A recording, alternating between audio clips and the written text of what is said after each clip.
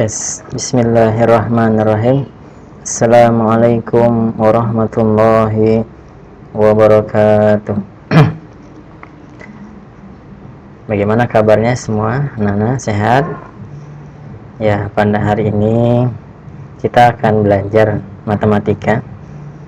Nih, kita harus biasa menghadapi situasi itu, suasana ini, di mana era pandemi ini, ya mau tidak mau kita harus belajar dengan cara model daring ini. Tapi yang lebih baik adalah kita memang langsung bertemu dengan guru, kita bertatap muka, hingga karena memang guru tidak bisa tergantikan dengan adanya daring ini. Tetap posisi kita sebagai saya sebagai guru tidak bisa digantikan dengan komputer ini, karena mungkin penjelasan yang terbatas. Oke, baik, mudah-mudahan kalian semua sehat semua. Sebelum materi ini kita pelajari, jangan lupa kalian absensi dulu di Google Form yang telah diberikan di Google Classroom kalian masing-masing ya. Baik, untuk saat ini kita belajar matematika di era pandemi ini, khususnya di kelas 12 yang biasanya materinya kita ada statistika. Kali ini berubah, hanya ada 2 bab aja yang kita pelajari, yaitu limit fungsi. Yang kedua adalah turunan atau diferensial. Nah, mari kita belajar yang pertama. Untuk limit ini saya bagi menjadi ada 4 pertemuan, di mana pertemuan pertama adalah tentang teori limit dan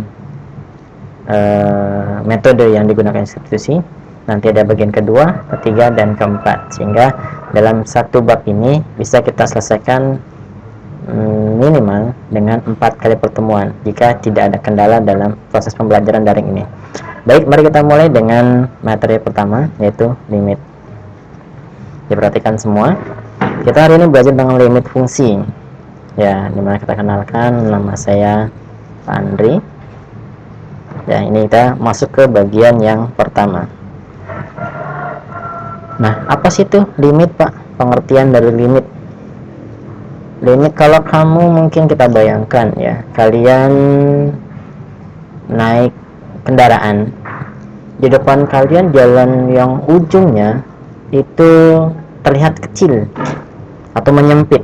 Kalau kita di posisi sekarang di sini letaknya ada di satu titik, kita ingin menuju titik yang paling depan di ujung kita. Nah, biasanya atau kita melihat itu titik itu terasa kayaknya semakin meruncing. Nah, untuk mencapai titik tersebut kita diperlukan pendekatan. Kira-kira kita nyampe ke sana itu berapa detik atau berapa menit atau berapa jam? Sehingga kita memerlukan pendekatan, atau bahasa cerasnya hampir. Kita di sini hampir sana sampai sana, kira-kira hampir jam berapa ya gitu ya. Nah, maka pengertian limit digunakan sebenarnya, limit merupakan sebuah konsep matematika di mana sesuatu dikatakan hampir atau mendekati nilai suatu bilangan tertentu.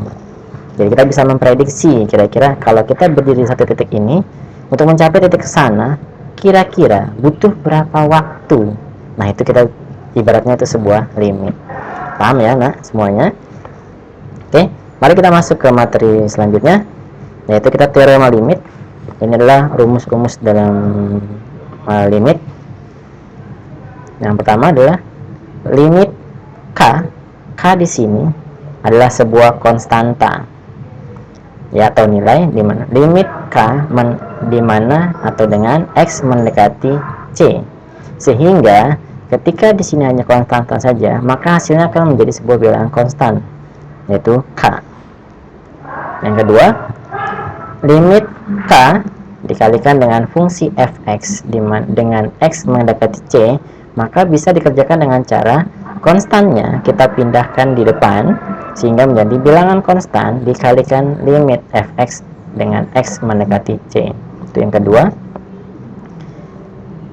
Yang ketiga, penjumlahan atau pengurangan limit. Limit fx ditambah atau dikurang gx, fungsi gx dengan X mendekati C, itu sama saja mengerjakannya kita pecah dua, dimana pertama limit fungsi fx dengan X mendekati C ditambah atau dikurang dengan limit fungsi gx dengan X mendekati C. Yang keempat, perkalian limit. dengan teoremanya limit fungsi fx dikali fungsi gx dengan x mendekati c sama saja ngerjainnya dengan limit fx dengan x mendekati c dikali hasil dari limit fungsi gx dengan x mendekati c.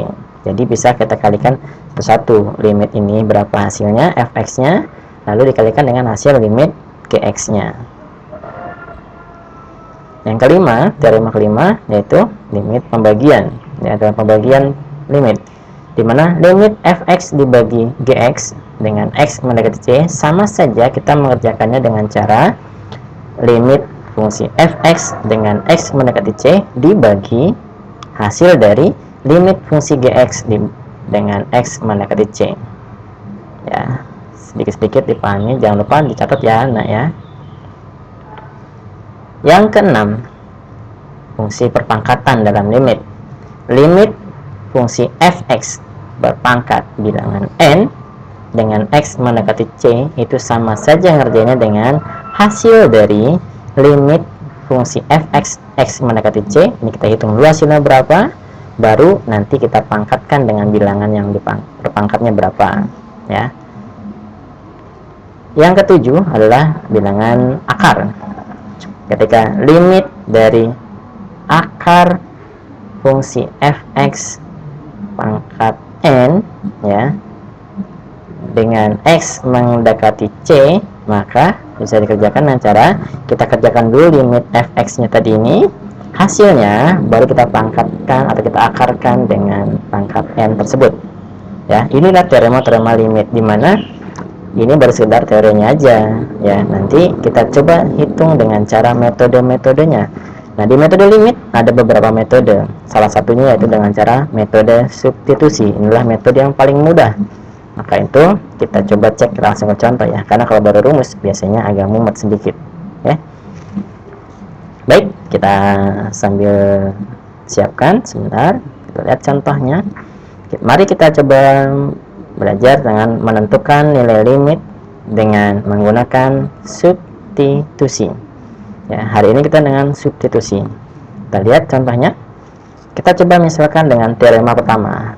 Untuk saat ini saya coba dulu dengan teorema ya, dimana teorema pertama tadi mengatakan adalah limit k atau limit konstan dengan x mendekati c hasilnya akan bilangan konstan itu sendiri ya. Kita lihat contohnya ya.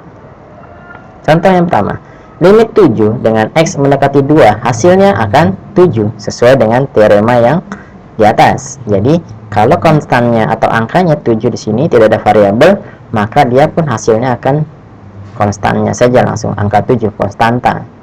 Ya, coba contoh yang kedua. Nah, limit 86 dengan x mendekati 5, berapa ya kira-kira hasilnya, nak? Oke, ya bagus. Nilainya 86 ya, karena ini bilangan konstan, tidak ada variabel, maka hasilnya pun akan sama. Paham ya untuk yang pertama? Oke, kita lanjut, masih gampang ya. Nah, insyaallah gampang semua. Kita lanjut ke contoh berikutnya.